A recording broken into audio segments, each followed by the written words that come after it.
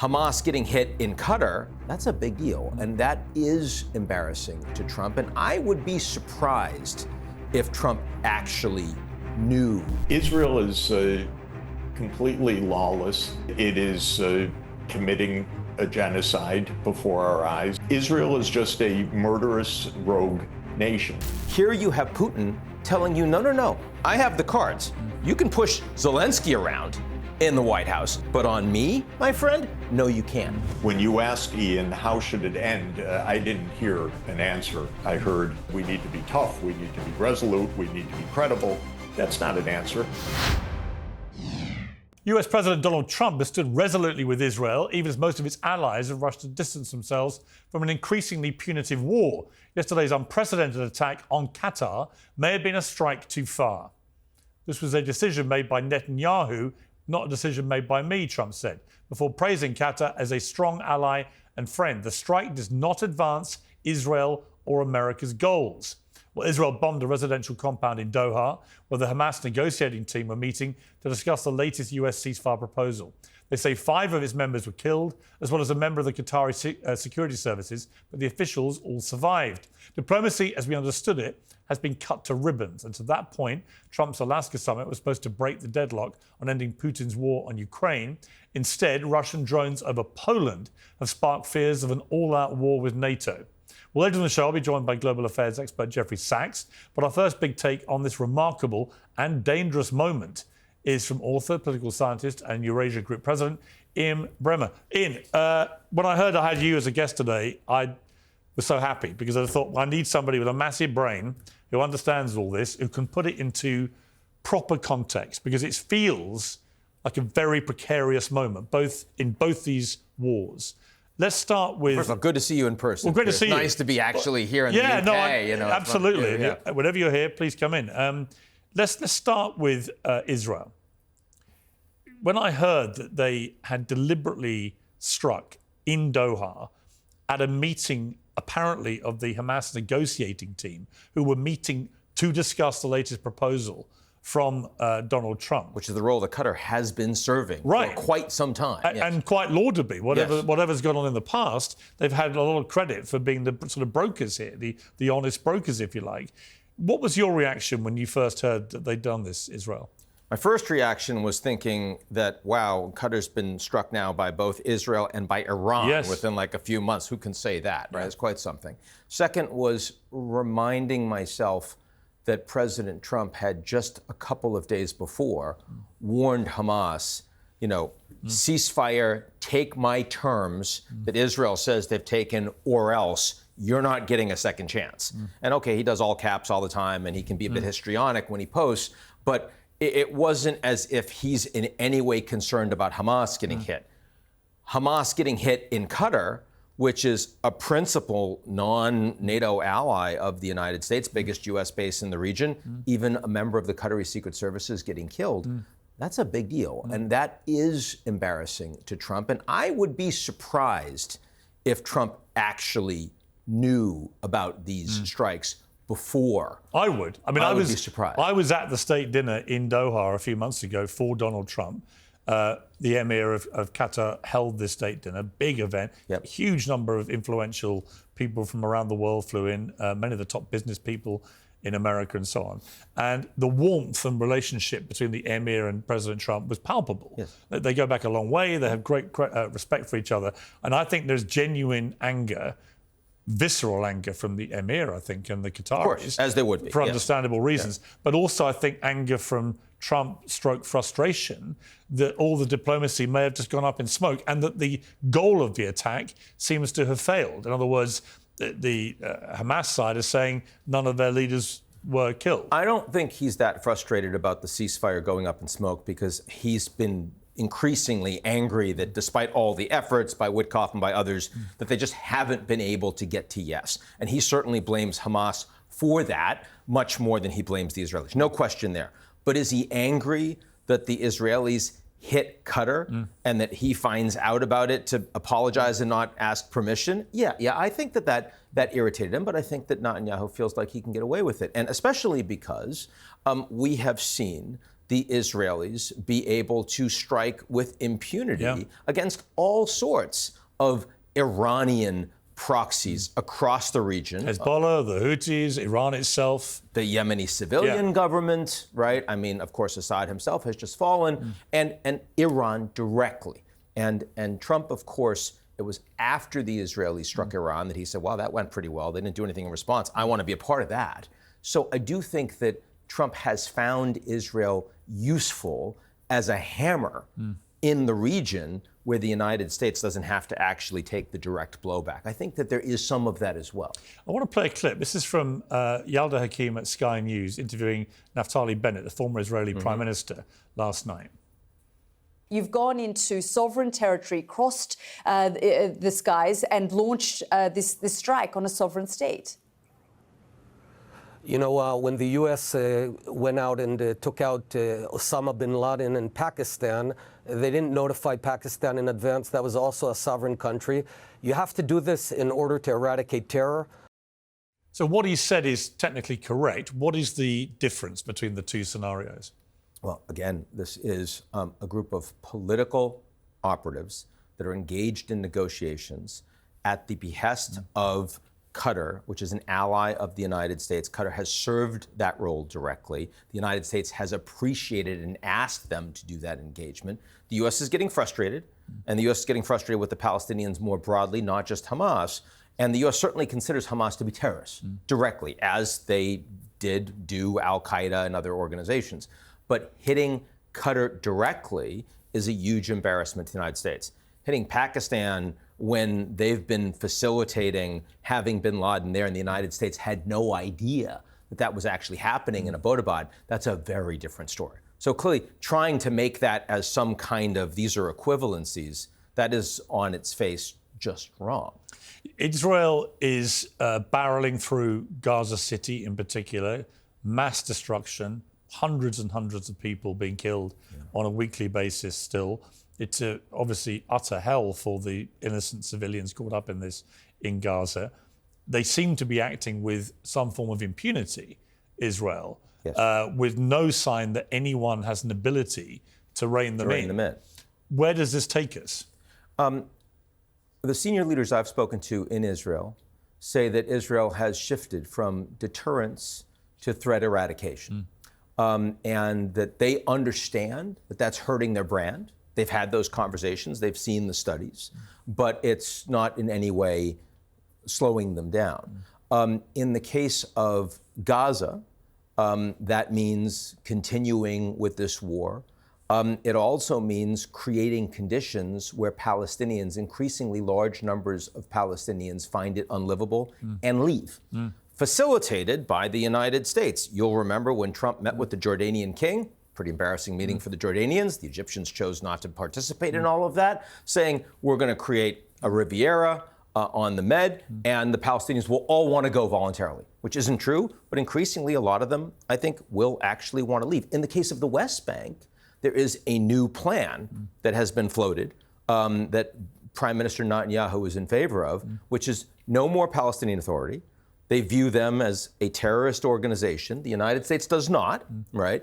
But they want no more PA. They won't engage with them. They don't want the West Bank. They instead want to create an emirate, a series of emirates, the first of which would be with these sheikhs that they have engaged with that would recognize Israel as a Jewish state, and then they would also simultaneously join the Abraham Accords. Now, if that happens, there would also be annexation by Israel of the remaining territory in the West Bank. They'd also provide security for this enclave, these emirates, in Hebron to start and in other places.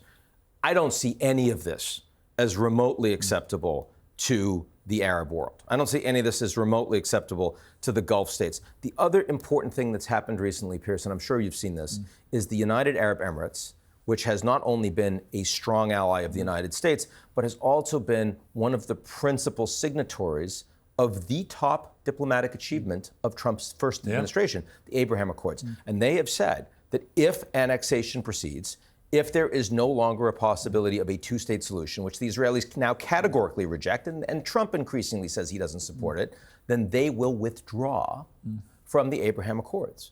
That's a pretty significant articulation publicly of a red line that would directly undermine an achievement that Trump is very proud of.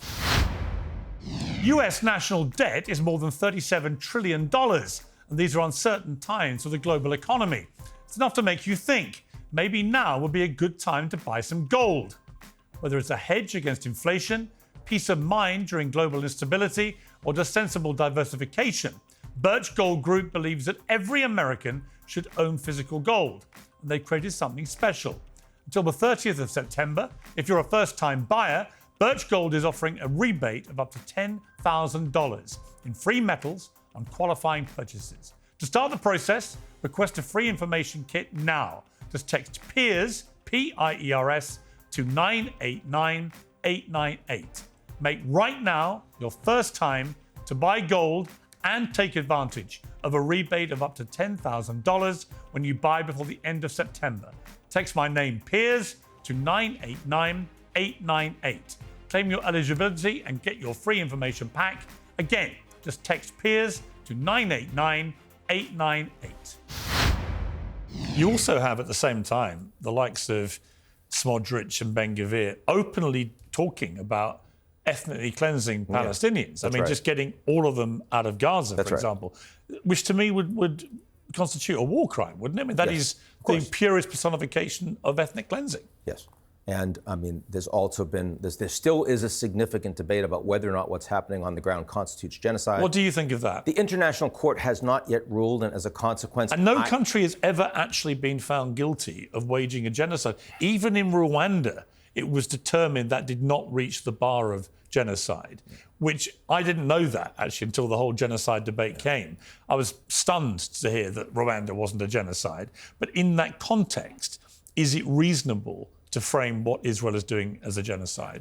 I'm certainly comfortable with saying that ethnic cleansing is going on. Yeah. I'm certainly comfortable with saying that we have seen humanitarian abuses that reach the point of war crimes. I will be much more comfortable when you actually have the ability to properly investigate on the ground in Gaza, which is not the case right now. Do you think we're going to get a horrific wake-up call when journalists are finally allowed into Gaza to see the scale of it? Well, I think we are. I'm not sure that Israel is. I think that after what happened on October 7th, that was such an incredible shock. It was such that the magnitude of that terrorist attack against Israeli civilians, against women, against girls, against children, was so much greater than what we saw in my own city of New York on 9/11. And then, of course, the continuing rockets and every day all the sirens. I think that what Israelis, the average Israelis, have gone through has helped to dehumanize the Palestinians in their eyes, has ended their support for a two-state solution, has ended their willingness to talk about the rights that the Palestinians have as equivalent human beings. But does the scale of the response to October the 7th from Israel, does that scale of response inevitably mean that actually the security for Israelis and for Jews worldwide is actually less secure as a consequence of all this? I would strongly say the latter is true. I mean, when I think about how much in my own United States, younger people are now much more sympathetic to Palestinians as a cause than they are to Israel. And that's not something I grew up with at all. It's quite startling to me. Yeah. Even in New York City, my own New York, where such a large percentage of the Jewish population exists, and very happily in New York, right? It's very surprising to me. So I do think that anti-Semitism, which had already been far greater than any of us want to ever see, is going to continue to spike significantly because of the response, the natural response to this incredible overreaction by a country that is far more powerful than anybody else militarily in the region. Now, whether or not Israel itself will be less secure, I mean, Israel's a relatively small territory. They have extraordinary intelligence capabilities. They have extraordinary military capabilities. They can respond with overwhelming force, and they've shown that they're willing to do that consistently. It's not clear to me, given surveillance, digital technology, given the ability to maintain Iron Dome, and how much that tech is improving, it's not clear to me that actual security for Israel on the ground. We saw the terrorist attack in Jerusalem just a few days ago, bus depot, I guess, and a number of people killed, dozens injured. Yes, that happened. It's horrible. I'm not sure that security for Israel actually decreases. And that is, the impunity is part of the problem here. Yeah. Right? And there are a number of leaders around the world, a number of governments around the world that increasingly feel impunity. Netanyahu himself feels impunity, not just because he's now gone through and is stronger in his power in Israel than he was before October 7th, and certainly then right after October 7th, but also he's managed to avoid prosecution for his own crimes. I mean, he has no vested interest in ending any of this military conflict. That's right. Because it's actually made him a bit more popular. He has personal impunity. Yeah. And the danger is that personal impunity is not in any way fully aligned with Israel's national security long-term. When we have individuals running countries that are no longer aligned with their own long-term national security of their country, we have a very serious problem. And we see so much of this in the United States. We see so much of this in Israel, we see so much in Russia, in so many countries around the world where we just say, wait, these people aren't representing us. Well, let's come to Russia. So an extraordinary development again with 19 Russian drones entering Polish airspace. 4 of them were taken down. You've got the Polish Prime Minister and a lot of Polish politicians talking about this in extremely serious language. And by the way, most European leaders at this point are also doing so, yes. And saying that we're as near to another world war as we've been since World War II. First of all, again, your reaction when you heard they'd done this? We have seen a number of instances where Shahed missiles fired by Russia have gone through Polish airspace. They've gone through, I think, Romanian airspace. They have not been shot down. And there were not 19 of them. So you can't say this was an accident. You can't say it was just going through airspace to get into Ukraine. You have to say, no. This was an intentional order, and it was going to hit Polish targets, and that's why they were shot down. So from my perspective, this is almost certainly a test. In the same way that Russia launching far more drones in the past few months under the Trump administration than you had seen in the first 3 years of the war is also a test. In the same way that going after Ukraine's top government building in Kiev, trying to hit it, trying to destroy it, is also a test. They want to see how NATO is going to respond. That was the first thing I thought. And how should NATO respond? I don't think it can just be with a strongly worded letter. It can't do nothing, can it? Well, they can, of course. I mean, they could, but it seems to me that I posted on X today that there's got to be a point where at some stage, given the brazen impunity that Netanyahu and Putin in different ways are behaving, that at some point President Trump, because it will fall on him, at some point he has to stand up, doesn't he, and do something. Look, I appreciated you saying that. I thought it was a very interesting frame. It's very provocative, of course. But I will say that I don't think Trump in any way sees these two as equivalent. I think that his view on Israel is this is a trusted American ally that he's standing with, and they might do things occasionally I don't like. I do things occasionally they don't like, but ultimately we are in this completely. So he doesn't feel like he needs to hit back against Israel in a real way, even though you may not feel that way, even though I may not feel that way. But on Russia, he's gotten personally embarrassed. And the question is, will he stand up? Yes. Because he's gotten embarrassed with China, but he hasn't stood up, right? He put those tariffs on. He's like, well, they're going to call me. They're going to bend the knee. They didn't call him. They didn't bend the knee. And in fact, they started strangling the Americans on critical minerals. And what did Trump do? He said, oh, my God, I got a problem. I'm going to have to, get back to them. I'm going to have to be willing to take a step back and actually relieve them the export controls on semiconductors. For me, the China analogy is more interesting than the Israel analogy. Because here you have Putin telling you, no, I have the cards. You can push Zelensky around in the White House. You can suspend your intelligence support, your defense support on Ukraine, but on me, my friend, no, you can't. And here's what I'm going to do to you. And what we've seen from Trump so far, he met him in Anchorage, sure. And he's talked a little bit about deadlines, 2-week deadlines, 50-day deadlines, other 2-week deadlines. But you and I both know the Americans today have less credibility versus Putin than they did on Trump's inauguration day. That is the reality. And the Europeans have to be deeply concerned about this. Today's show is brought to you by Oxford Natural, makers of the Optimum Day and Optimum Night all-natural supplements. Thousands of Brits and Americans are already taking them with incredible results. Optimum Day is designed to boost your energy and support weight loss throughout the day. Optimum Night helps you relax and get deep, refreshing sleep. And don't just take their word for it. Here are just a few of their success stories. England football legend Michael Owen lost 40 pounds. Robbie, the face of AFTV, dropped over 100 pounds. Linda, a top law firm executive, lost 50 pounds. And Anita, an immigration lawyer, shed 60 pounds. To watch their full stories and find out more, scan the QR code on your screen or visit oxfordnatural.com/Piers. And here's the best part. Use the code Piers, P-I-E-R-S, and get 70% off your first order. Get 70% off with the promo code Piers. What can anyone do about Putin? I mean, if he's now launched drones into a NATO country. Yes. This is an obvious, significant escalation. It is. Because it takes it into NATO territory in terms of NATO's, response and so on. But what can anyone actually do? Because, the fear is, look, they've got 6,000 nuclear weapons, Russia. They've got a despotic leader who regrets the breakup of the Soviet Union, probably quite like to see it all restored on his watch as the great new modern Tsar. What can we do about Putin? Well, a lot has been done, but the point is that a lot had been done by the Europeans and the Americans together.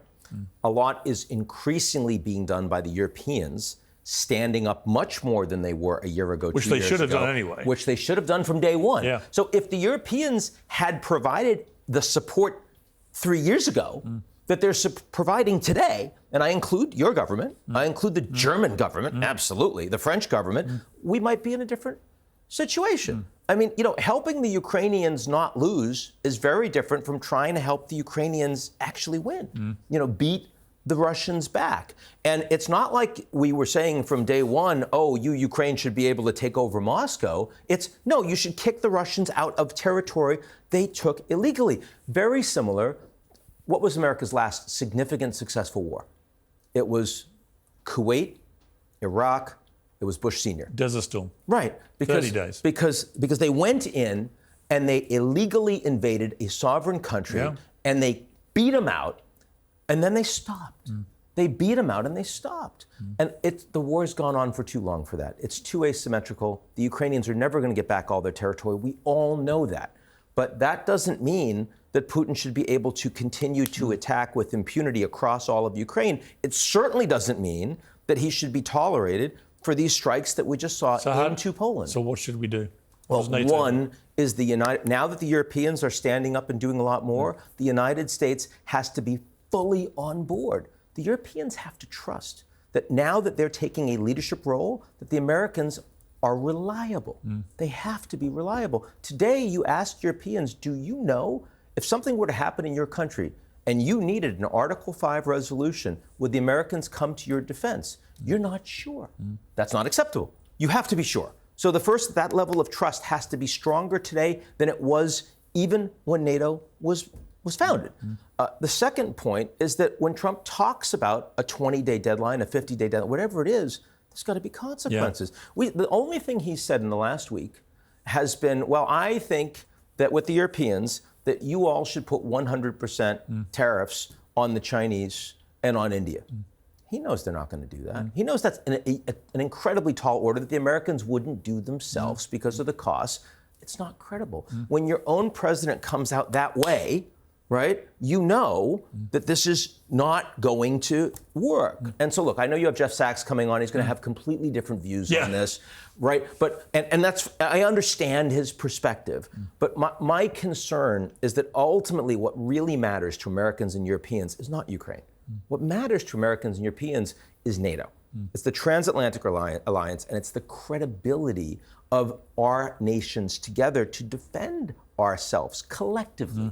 And Putin sees weakness, especially when he goes to China and he meets with Xi Jinping and they're standing up there, World War II commemoration. They don't talk about the role the Americans played, even though it was pretty significant. The Europeans, the Brits played, even though it was pretty significant. No. It's all about, sort of their close relationship and Putin feeling like this guy, who's, by the way, no slouch, he's going to be there for a lot longer than Trump, and he's providing a lot of technology, and his country is investing an awful lot. That's a better bet for me long term. Putin cannot feel that NATO can be fragmented, that NATO can be split apart, that NATO will be less than resolute in defending what NATO is for. Totally agree. Ian Bremmer, thank you very much. Great to see you. Always. Anytime you're in town, come in. Love to see you. Thank you very much. So could this be the moment that President Trump's patience with Netanyahu finally runs out? And do Russian drones over NATO member Poland bring us as close to a deadly conflict as the Polish Prime Minister believes? I'm joined now by Jeffrey Sachs, Professor of Economics and Global Affairs expert. Jeffrey, great to have you back on Uncensored. Thank you, a lot to unpack. I know you were listening there to Ian Bremmer. First of all, your reaction to what Ian was saying. Let's start with Israel. Well, with Israel, it's absolutely disastrous that the United States has been in the hands of the Israel lobby or the Zionist lobby for decades. Israel is waging war all over the Middle East, destabilizing the entire region, and the United States is saying, okay. Even President Trump said, as Israel is now in war in Gaza, the West Bank, Lebanon, Syria, and I mean war. It's on the ground fighting in Yemen, in now Qatar. Donald Trump said yesterday, well, Prime Minister Netanyahu told me he's for peace. That's good. This is not good. This is not serious. This is extremely dangerous. And every time we've talked, Israel has just escalated its mass murder, its war on its own population that it has in occupation. And now it continues to expand the war, bombing Doha yesterday. And Trump saying he didn't know. I believe him. He didn't know. I'm sure the CIA knew.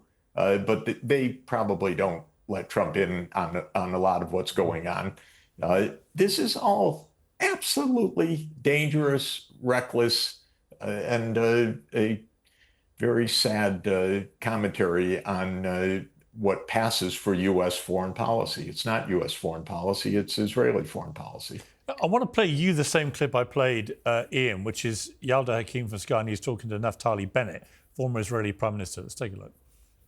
You've gone into sovereign territory, crossed the skies and launched this strike on a sovereign state. When the U.S. went out and took out Osama bin Laden in Pakistan, they didn't notify Pakistan in advance. That was also a sovereign country. You have to do this in order to eradicate terror.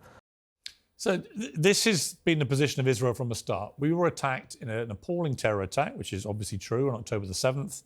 And we were then wedded as a policy to eliminate Hamas. And we will do that wherever Hamas is. Their argument is the Hamas leadership have been based a lot of the time in Qatar, in Doha. They got information clearly that they believed a number of the leaders were going to be in this particular building, and they attacked it. And what is the difference, they say, between that and what America did with Osama bin Laden in Abbottabad?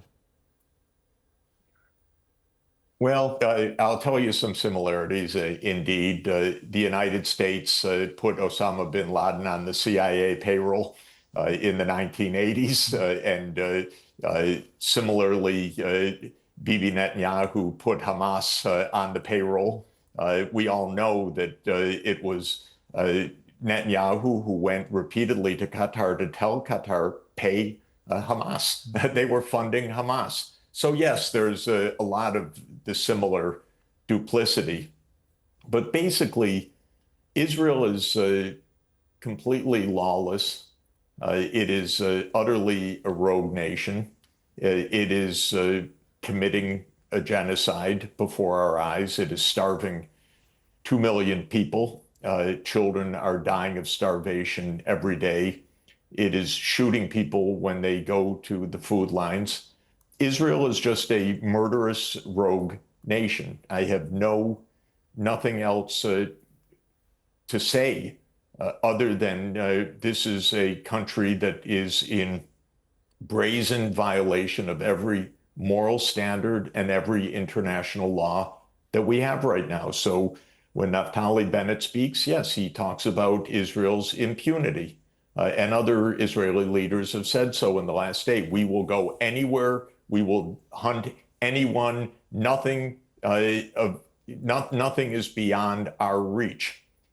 Well, that is complete lawlessness. And they're speaking the truth of their point of view, which is that they have complete impunity to commit murder anywhere that they want in the world. I don't agree with that. Hello and welcome. We begin with some breaking news. Woke is dead. The war on common sense is officially over. Cancelled celebrities are emerging from Twitter jail. Virtue signaling has been outlawed under punishment of mass ridicule. And we are finally free to call a spade a spade. So what was the cause of death? How did the silenced majority finally win? And what exactly is going to take its place? Woke is dead is my definitive story on the rise and fall of woke, as well as the common sense heroes and PC villains who have dominated news and culture across 10 years of madness. It's also my personal roadmap back to a less divided world. A world where we can agree to disagree, where debate triumphs over censorship, and where common sense is king. You will be shocked by how much you agree with me.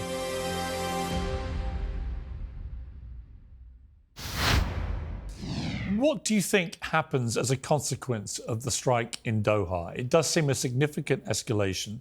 The reaction from countries like the UAE, Saudi Arabia and others show how seriously they're taking this. Obviously, before October the 7th, there was a move to potentially bring the Saudis in to the Abraham Accords and so on. Now you've got UAE saying that actually the way things are going, they might come out of the Abraham Accords.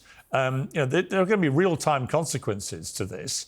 And it's, I was saying to Ian, I was at the state dinner thrown by the Emir of Qatar for Donald Trump a few months ago, and their relationship looked extremely warm, very respectful, and it came at in the middle of a Middle Eastern tour by Trump that had been focused on the extraordinary amount of business that was coming from these Middle Eastern countries in deals with America, totaling several $1 trillion potentially over a few years. Is all that up in smoke now? I mean, where does this leave us? If there is an attack by Israel into Doha in the way we saw that, and there's no consequence for it, where does that leave everything? We should remember that the reason that the Hamas individuals were in Doha is that this was the group that was considering Donald Trump's negotiating position from yesterday. This was a negotiating group. Israel does not want negotiations. Israel, every time that there are negotiations, tries to kill the negotiators. I mean that literally, not figuratively. It doesn't try to kill the negotiations, it tries to kill the negotiators.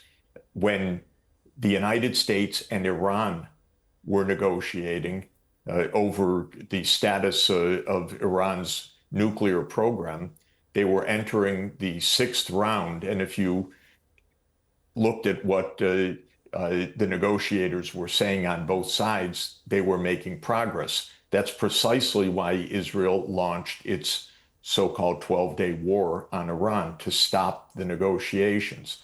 This yesterday was an attack to kill the Hamas negotiators, who have said several times that they want the permanent ceasefire that the United States has been pushing. Israel wanted to kill them before they could say that. Why? Because Israel's vision of this particular government, though it has, unfortunately to say, wide backing in the Israeli public, is that Israel will control all of Palestine and it will either kill the Palestinians or it will ethnically cleanse them, expel them, or they will live under complete Israeli domination. And nothing is going to stop that. No negotiations, no two-state solution, no state of Palestine. This is obvious what they're doing. They are literally killing negotiations by killing the negotiators anywhere. And they're claiming the right of murder at any time, any place. Again, to my mind, this is a dangerous and rogue state. And what country in the Gulf can feel safe if the United States is giving a blank check, financing and arming and diplomatically supporting any attack, whether it's in Lebanon, whether it's in Syria? It was against Iraq, whether it's in Yemen, now it's in Doha, Qatar. Of course, no one's safe if Israel is the one that decides everything by military means. Diplomacy counts for nothing, and the U.S. will always back us up. Why will the U.S. always back up Israel? It's one of the biggest mysteries imaginable. Is it Epstein files? Is it AIPAC money? Is it whatever misguided ideas? Nobody understands this, honestly, because the last thing in the world is this is not in the U.S. interest. Don't take it from me. Donald Trump said so yesterday. He said explicitly, this isn't in America's interest. And it isn't in America's interest. Well, he actually But then he went along and then he apologized for Netanyahu. Well, he added it wasn't in Israel's interest, but he said, what is also in everyone's interest is to get rid of Hamas. So it's a slightly mixed message. If you're Netanyahu, you're like, well, hang on, one side he's condemning me, on the other side he's supporting my overall strategy here. So I thought it was a mixed message. But you know, this idea that Donald Trump is angry, annoyed, whatever, does it make any real difference?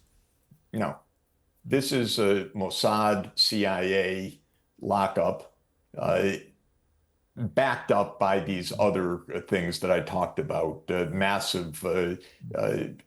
massive gifts to politicians, campaign contributions, Epstein files. Who knows what it all comes from?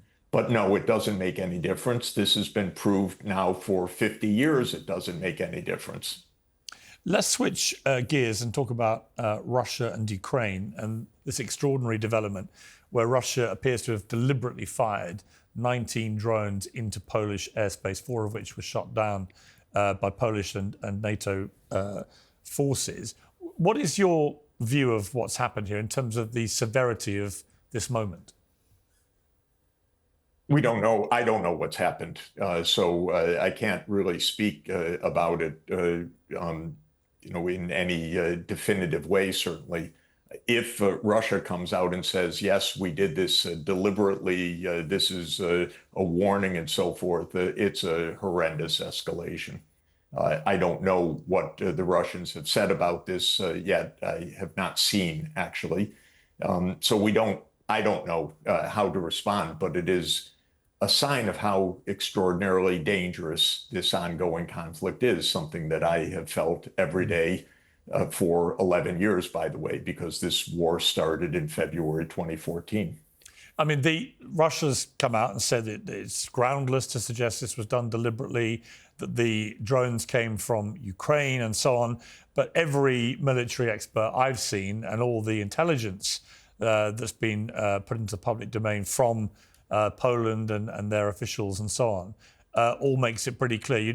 You can't have a mistake. There's 19 drones coming in like that. It had to have been a direct and deliberate order to do that. And that, as Ian Bremmer said, that maybe this constitutes a test by Russia of NATO's resolve. In other words, what are you actually going to do about this? Again, I don't think we know that right now. But I do think what needs to be done is for this war to end. When you asked Ian, how should it end? I didn't hear an answer. I heard the U.S. should be on board. Deadline should have consequences. We should be resolute. It was precisely no answer, zero answer. it was interesting that he said under his breath, Ukraine's never going to get back all the territories. That was the closest he came to an answer. But when you asked him his answer, he didn't have an answer. He just said, we need to be tough, we need to be resolute, we need to be credible. That's not an answer. What do we need to do? We actually need to end the fighting. And we know that the fighting is going to end on the basis of neutrality, because this is the whole casus belli. This is the whole reason for this war. And it's a reason that has been in conflict with Russia for more than 30 years. Stop your enlargement to our border. If we do that, then we get down to the territorial issues, and we get down to Crimea, and we get down to the Donbass. And what Ian said, that Ukraine's never going to get back all the territories, well, that was helpful realism. So we need to make a settlement and stop this before it ends up in World War III. This is not just a test of our credibility. This is not a test of our resoluteness.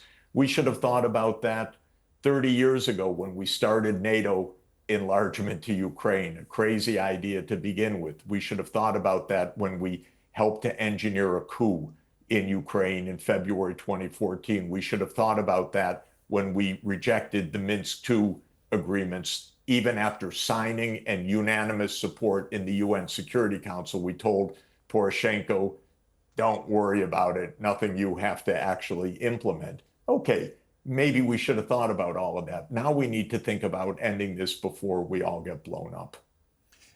If it turns out that Russia, as many suspect, have done this deliberately as some kind of test of NATO, how would you expect NATO to respond? I would expect serious, urgent negotiation and discussion between the United States and Russia, principally, and real and urgent discussion. If it happened that this was a deliberate sending of drones to Poland, it is inexcusable. Clearly, it is dangerous. It should never happen. At the same time, this war should be ended. And it should be ended not the way that Starmer and Merz and Macron and almost all the political class in the United States is talking about, which is NATO and arming Ukraine to the teeth and all the rest. And even the Secretary General of NATO, Mark Rutte, saying a couple of days ago, Russia has no say in whether Ukraine joins NATO. Ukraine's a sovereign country. Yes, that's been the position that got us into this war in the first place. The idea that we can do what we want, including coups, and then trying to put our missile systems and our militaries right up against Russia's border, and that Russia has no say. If we continue with that view, which Mark Rutte expressed, I think 2 days ago or 3 days ago, yes, we will succeed in proving the point and getting the whole world blown up. Is that what we're trying to do? Well, Donald Tusk has said, I have no reason to claim we're on the brink of war, but a line has been crossed and it's incomparably more dangerous than before. The situation brings us the closest we've been to open conflict since World War II. I mean, they're pretty chilling words. They are. And I agree. It's important to understand what happened, which I don't right now, because we haven't heard anything very clear about this. But yes, this is very dangerous. Whether it's the closest since World War II, I would guess that 1 second in the disabled Soviet submarine when it was about to fire a nuclear-tipped torpedo in the Cuban Missile Crisis in 1962 was a mite closer. But I think that the point is right. This is extraordinarily dangerous. There are warmongers everywhere. Starmer, Merz, Macron, insufferable warmongers, in my view. They give no political solution. All they talk about is all these words of resolve, we stand with Ukraine. And then the Ukrainian leader Zelensky, who operates by martial law, does not have the public backing, which overwhelmingly wants a negotiated solution, according to the latest Gallup survey, overwhelmingly. He says, yeah, we fight on for everything. And NATO, well, this irreconcilability and lack of any sane diplomacy truly can get us all killed. It really can. It's no joke.